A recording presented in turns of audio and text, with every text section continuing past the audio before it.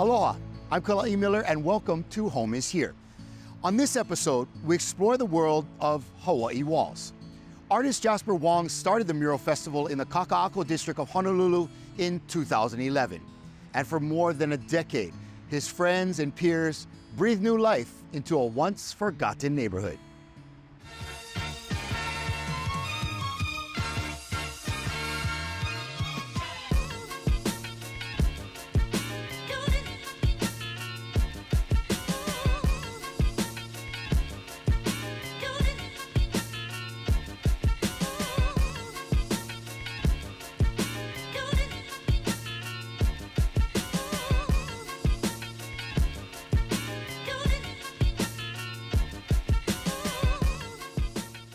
I grew up in Hawaii, and I left Hawaii to go to art college in San Francisco. It's sort of like where I kind of like found my people. When I graduated from art college, like most art college grads, I didn't know what to do. So I decided to move to Hong Kong. I went there to like learn about art as a business and learn about manufacturing. When I was there, I also still wanted to show my art. I still wanted to be involved in the art scene, in galleries. So I took my artwork around, and I got rejected at every gallery that I went to because they said that I was the wrong type of Chinese. So as a reaction to that, I decided to start my own gallery. The very first show in that gallery was the very first Powwow exhibition.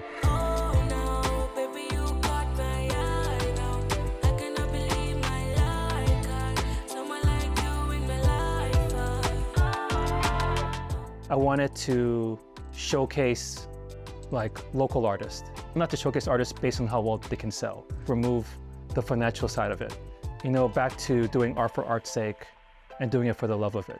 Bring artists together. So we've, flew in artists from London, Taiwan, from France, just friends, just to come together and just like paint together. And also to like share process. I felt that the process leading up to the final artwork is sometimes more interesting than the final art itself.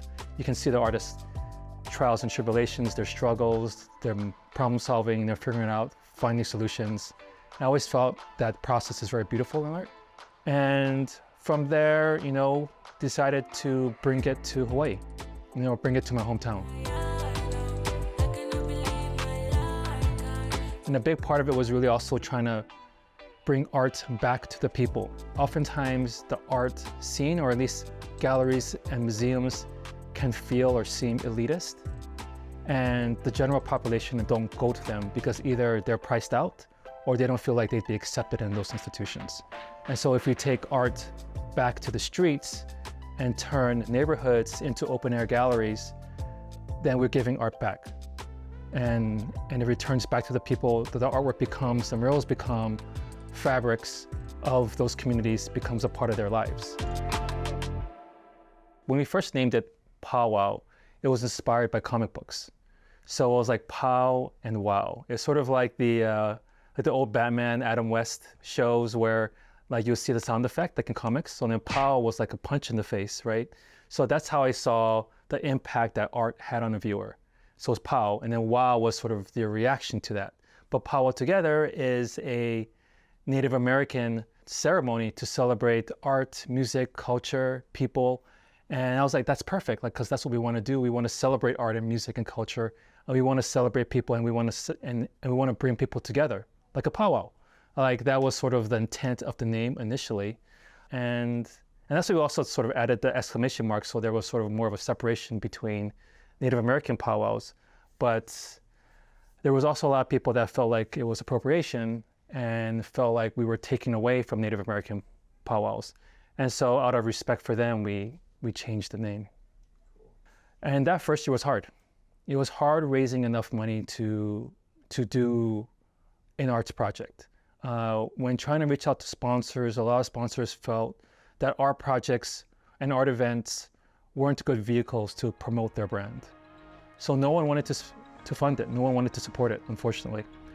And so I had three options. One, to just cancel it. I can't make it happen. Two, maybe to scale it down. Or three, just go for it.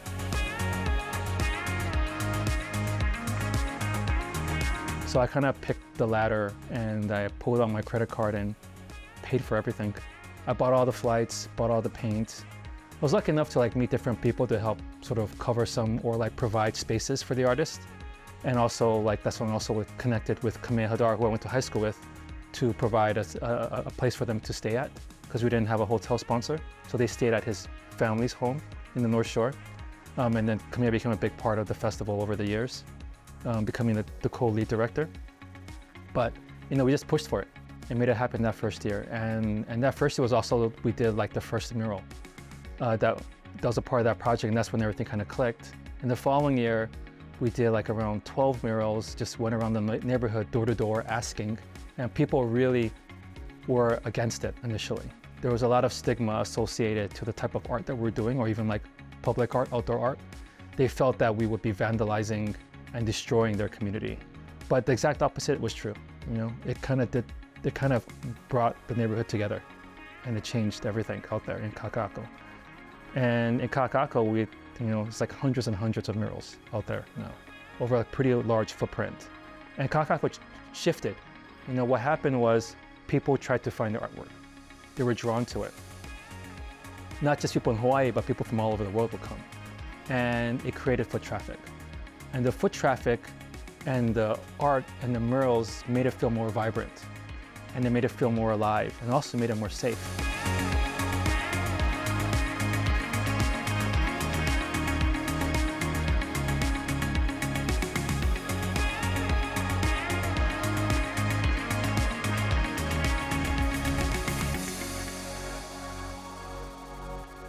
After playing a part in transforming the urban district of Kaka'ako, Hawaii Walls turned its focus on a neighborhood nearer to the event organizers' hearts.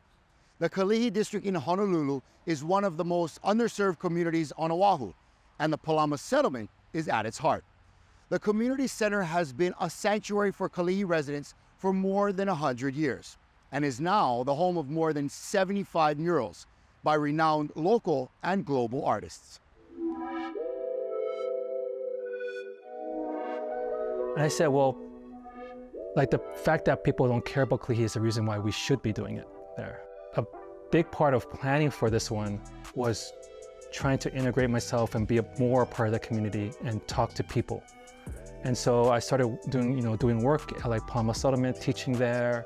And they're the ones that really sort of like triggered like, hey, they wanted to do one mural. I said, let's do like way more than one. Hawaii Walls was my first mural festival, and it was in 2015 or 16. First time painting the monsters on a larger scale. And I just loved the fact that they took a chance on me. They invited me here, having never done a mural before. Jasper, Kamea, Jeff, the three founders, have become like friends and family to me. I've actually come on my own dime because it's been such an influential part of my life. When I heard about this, I was really excited because I think there's so much to be done in urban centers where actual street art could really benefit. Growing up in Hawaii, loving street art and graffiti, we were always looking at New York and big murals. So once Powwow started originally in Hawaii, we would always go in high school and check out the mural festivals, and now it's Hawaii Walls, and we are able to now participate in these festivals. And it means a lot for us to have a shot, to showcase our work on such a large scale for a public event, to be able to be a part of it and to share our work with the community. The mindset going into Kalihi, let's focus the murals on community-centered spaces, because we know that they're not gonna level Palama for like condos. They're not gonna level Farrington High School or Kalihi Kai Elementary or Kalihi Uka Elementary, right? And then, or Bishop Museum. Like these spaces are gonna stay like that. So we can use the artwork to sort of like uplift, beautify these areas, knowing that it'll be for the people and for these community-based places. What's special about this particular Hawaii Walls is that we're doing it for the areas that really need that kind of uplift, and those neighborhoods that are not so fortunate, and we're really coloring it up for them. Art has always been put into these places, like, white spaces, like, museums. But like public art is the most beautiful type of art because there's no hierarchy. everybody's allowed to participate. And to think that we take a place like Palama Settlement that's kind of looked down upon and make it an art mecca so people come down and witness the creativity of a lot of these people that come from these communities, I think is super important. I grew up in Kalihi. My mom had a grocery store there when I was a kid. The grocery store got shut down because Costco opened up, but she pivoted and started a bakery. And that bakery was right across from Farrington High School. So a lot of my childhood was spent there, in the back of that store. I used to go to Kung Fu tournaments in Palama Settlement. I have a deeper connection to Kalihi than Kaka'ako. I feel like the most rewarding part is that it's really helping the Kalihi community. Sorry.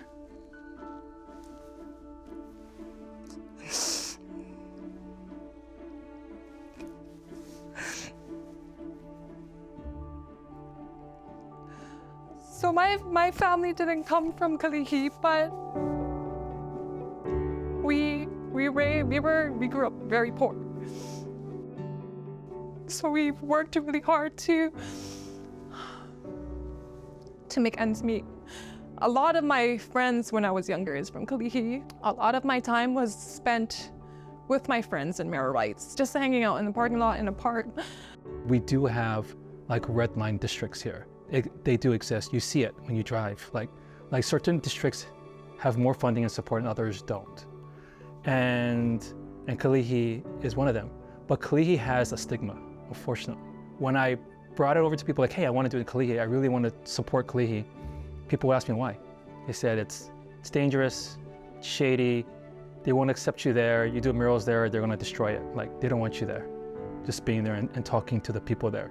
They would say, hey, honestly, like, Kalihi is forgotten. You know, it's definitely a place people don't care about. And so I was like, we should just make the steps to care. We made the mural festival happen, and you know, the exact opposite happened. They really came and embraced us. There are so many stories throughout that whole period when artists were painting, from almost daily, like people like offering them food. You know, some people will offer them money. They're like, hey, thank you so much for caring about us. To this day, when I go to visit Palama Settlement, the kids brag about which murals they were a part of. They feel ownership of it. They feel pride. Yeah, I was here watching them, and then I heard one of my friends calling me from the corner. He's like, hey, come help me paint this. I'm like, okay. So I went to him. Then we started painting the railings and the staircase. And then I got paint on my shirt. I went home, my mom was like, what is on your shirt? Like, oh, it's just paint from painting. Like, what'd you paint? Oh, I was painting a Palama. When I walked past her, I always look at him like, that's what I did. Palama Settlement, you know, all these kids are from public housing. You know, it's a safe place and a sanctuary for them. And some of these kids are there all day long. Like, they pretty much end school, go there. And also people don't understand that it's also like, if places like Palama Settlement don't exist, these kids don't get fed. Like, they get fed at school and they get dinner at Palama Settlement. And that might be all the meals they get for the day. You know, so then they need places like this. They need places where they can feel safe, you know, and where there's like programs for them, or just a place where people care about them, where they're shown that they're loved. Maybe by doing all this artwork and trying to like uplift it, people want to discover and learn about it and see that, hey, you know, there's people here that need support.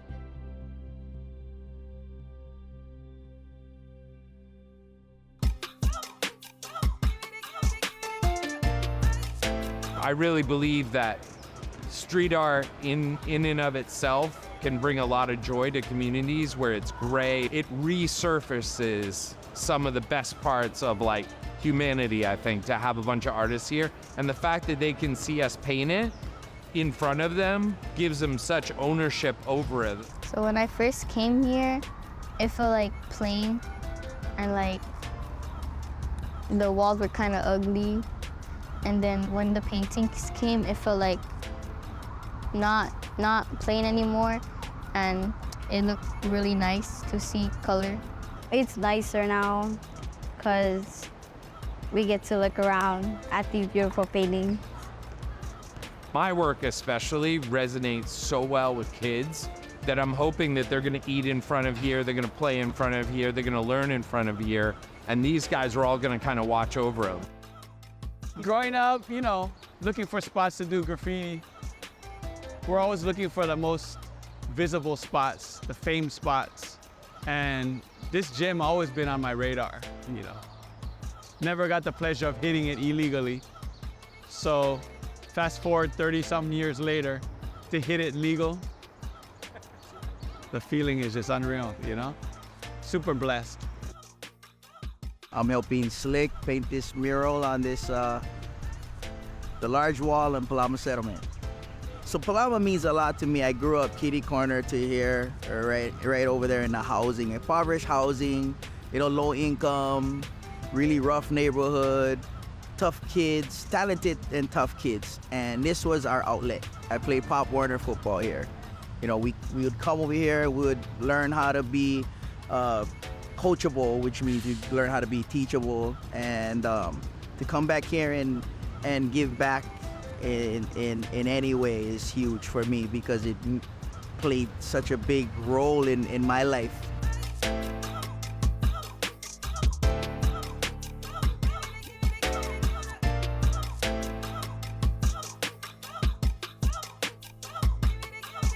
The Hawaii Walls Festival only lasts about a week, but the stories shared, relationships made, and perhaps most importantly, the art itself will endure. The murals leave a lasting legacy on each city block they grace, reminding viewers and participants the power art has to bring people together and uplift communities.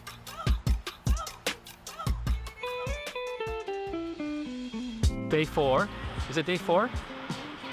So tired. It's like, I don't even know what day it is. We're like halfway through, which is good and sad because I know that it comes to the end and everyone leaves, you know? But then at least with this festival, we leave something behind. Art then impacts these communities, impacts these people, and that's what really matters at the end. You know, not the turnout, but what it contributes to the youth and the future. Once I do this, man, I don't own this anymore. Like this will be here unless someone paints over it. You know, this belongs to the people in the neighborhood, in the community. For some, it's just a mural. To me, I know the impact it had on me when I was a shorty, just seeing like someone that looked like me, big and giant on the wall, and thinking like, you know, they're like gods and stuff. And to kind of see that, I want to give that to somebody else. I'm that anonymous person that I grew up seeing murals in my neighborhood. I didn't know who did them, but I just knew it looked cool. So, you know, to be that for somebody else is always awesome. It's like these sort of like small things, these small moments where like you really like connect with these communities and find ways to like help them, or even try to even change perception.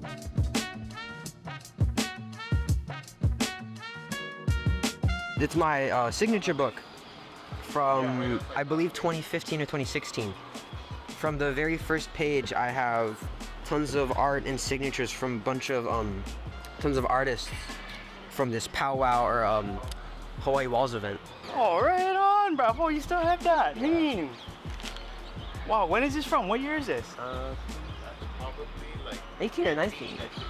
Wow, right on. Where's yours? I like to see your drawing. Just getting exposed to some local art here. We've been following powwow, well now Worldwide Walls for the past 8-9 years. As a parent, I see graffiti more as an art. I want to encourage my son to be creative, be able to do things to express himself. Some people look at it as being destructive, but if you look at all the artists here, they make a living out of it. They have beautiful art, and to me, it's just an expression, just art in a simple way that doesn't have to be in a museum or framed or anything like that. Powwow over the years has always been a passion project, and we've never been paid to do it. And the artists have all done it pro bono and volunteered. It's really a festival, a project, an organization that's run purely by volunteers and purely by love, and purely in the belief that art and public art can have an impact, have a positive impact on communities and people. And so I always tell people, like, you know, we didn't become rich doing this at all. You know, if anything, we like lost money. But, you know, we're like rich in like family and friends. You know, like we can travel almost anywhere in the world and like know an artist and know someone that will like sort of we can connect with and hang out with and call family. I'm a volunteer, so here to help, be inspired by all the awesome artists. It's really cool, and meeting people from all over also. It also feels like people are so supportive of each other here.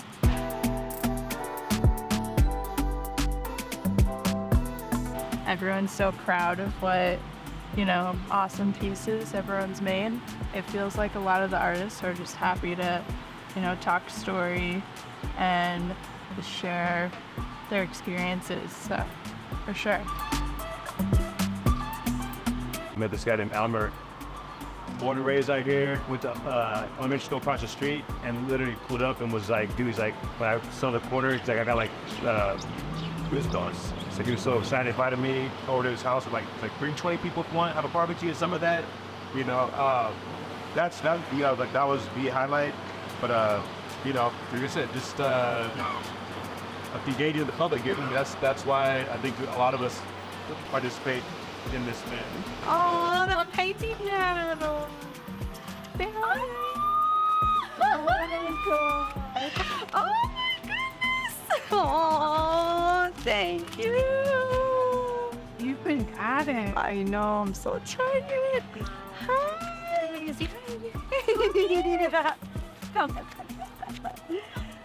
You know how many people love the mural? Yeah. Oh my God. You look so tan. Look all. Everyone's has a story, you know, of why they want to be here to paint, or what they do is meaningful to them. Just finished my piece for Hawaii Walls, and it was dope and an honor to rock here because I went to elementary school here from kindergarten to 5th grade. So shout out to Jasper because he got me the wall, and shout out to all the kids at Kalihi Kai and the principal, Principal Mark, all the staff. When I'm painting, I just become one with that wall that week, you know. So whatever colors end up on the wall, they end up on me. And yeah, the further the week goes, the more I look like the mural. You know? I chose this plant, the breadfruit, because it's something we share as Pacific peoples. It's a staple crop, something that sustains us. And within Kalihi, there's many stories about Papa or Earth Mother, and one form of Earth Mother is known as Kameha Ikana, which is Earth Mother in the form of the breadfruit. So thought this was something, you know, that Pacific people and just people, you know, living in Hawaii could relate to this concept, you know, this, we got to return to these foods that have fed us for thousands of years. Yeah. I'm Group Master. That's GOOP. Getting others to operate positive. Yep, that's me. I'm over here in Hawaii for the first time.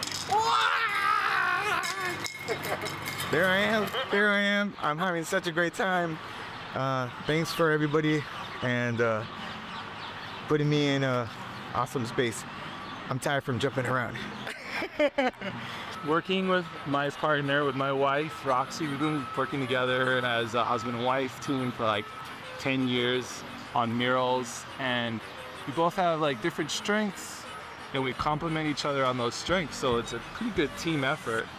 And we've been doing it for so long that we've sort of developed our own little language.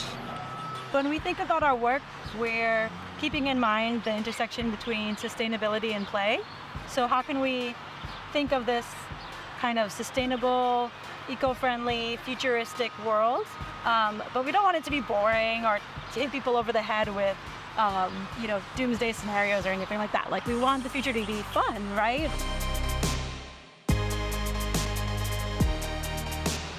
This is my first inspiration for the wall. This is my new inspiration for life. Mom just got to see herself for the first time. This is a mural I put her portrait on. I've never done a portrait, so this is a dedicated type of piece for Mom. The relationships we have with like the communities that we've done work in, you know, and the people we've met along the way and the experiences that we've had. You know, I feel very lucky in that regard that I was able to sort of be a part of all of that in some way. We do this work in 25 cities around the world.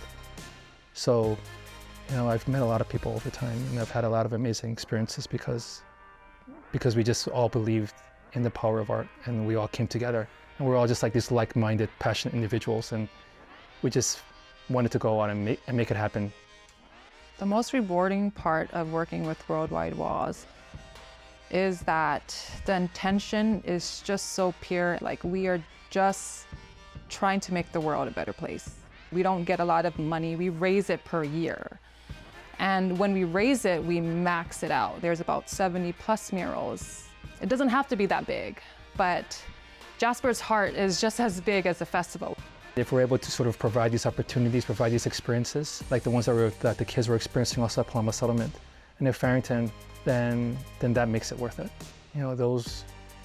One day maybe I'll meet one of these kids and I'll say, hey, I'm a filmmaker now because I did that with you guys, or I'm a painter now because I did that with you guys, or I met this artist. Or like that, I have pride in my community because you guys painted it, or that I was happier. I had a bad day and I saw the mural and I didn't have a bad day. And those are the little moments that I think make it worth it at the end.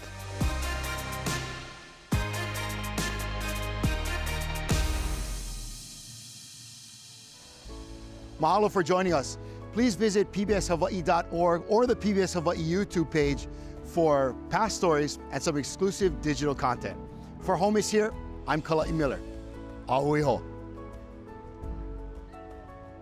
I can tell which murals are popular based on how many footprints or how many shoe prints are on the wall, because everyone likes taking photos where they lean on it and they put one foot on the wall.